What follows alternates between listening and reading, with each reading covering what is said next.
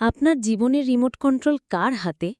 কবে থেকে আপনি অন্যের জন্য বাঁচা বন্ধ করে নিজের জন্য বাঁচতে শুরু করবেন? কোনোদিন কি নিজেকে এই প্রশ্নটা করেছেন? আমরা এমন এক সমাজে বাস করি যেখানে নিজের চেয়ে অন্যের ভাবনাকে, অন্যের সিদ্ধান্তকে বেশি গুরুত্ব দিতে শেখানো হয়। কিন্তু আজ সেই মুখোশ ছিঁড়ে ফেলার সময় এসেছে। জীবনের কিছু কঠিন সত্য আছে যা আপনাকে মানতেই হবে যদি সত্যিই নিজের মতো করে বাঁচতে চান। এই কথাগুলো আপনার হৃদয়ে আগুন জ্বালিয়ে দেওয়ার জন্য যথেষ্ট। যেই মুহূর্তে আপনি নিজেকে ভালোবাসতে শুরু করবেন, নিজের মূল্য বুঝতে পারবেন, ঠিক সেই মুহূর্ত থেকেই পৃথিবী আপনার শত্রু হতে শুরু করবে। যখন আপনি নিজের মানসিক শান্তির জন্য কোনো অন্যায় আবদারকে না বলবেন, তখন আপনার কাছের মানুষরাই আপনাকে স্বার্থপর বলে দাগিয়ে দেবে। যখন আপনি সফল হবেন, তখন হিংসার কালো ধোঁয়া আপনাকে চারপাশ থেকে ঘিরে ধরবে। অনলাইন বা অফলাইন সবখানে চলবে সমালোচনা। এটাই নিয়ম। এর জন্য প্রস্তুত থাকুন।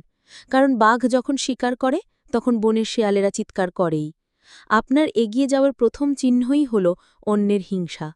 আপনি যে পথটা নিজের জন্য বেছে নিয়েছেন, সেই পথে আপনার বাবা মা সমর্থন দেবেন, এমনটা ভাবা বোকামি। তারা তাদের অভিজ্ঞতা থেকে আপনার ভালো চান, কিন্তু আপনার স্বপ্নটা একান্তই আপনার। সেই স্বপ্নের জন্য লড়াইটা আপনাকেই করতে হবে। জীবনের কোনো এক বাঁকে দেখবেন আপনার সবচেয়ে কাছের বন্ধুটিও হারিয়ে গেছে।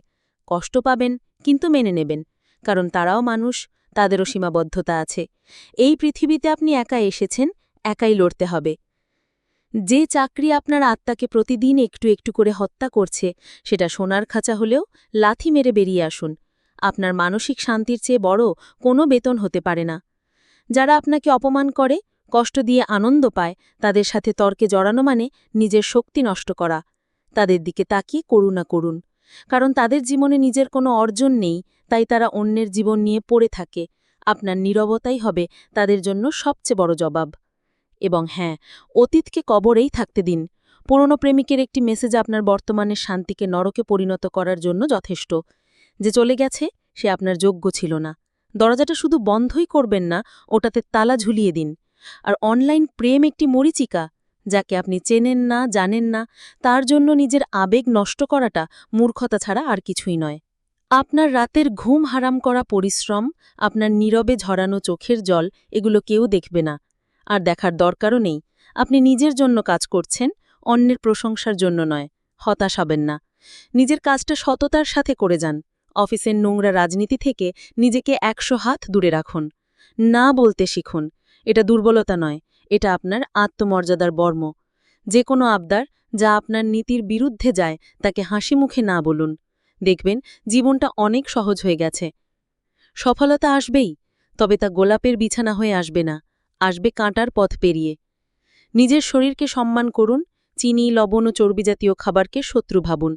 নতুন কিছু শিখুন, নতুন ভাষা, নতুন সংস্কৃতিকে জানুন। পৃথিবীটা অনেক বড়, শুধু চাকরি আর সংসারের বেড়াজালে নিজেকে আটকে রাখবেন না। এখন সিদ্ধান্ত আপনার। আপনি কি অন্যের কথায় চলবেন, নাকি নিজের জীবনের স্টিয়ারিং নিজের হাতে তুলে নেবেন? মনে রাখবেন, এই জীবনটা আপনার, শর্তগুলোও আপনারই হওয়া উচিত।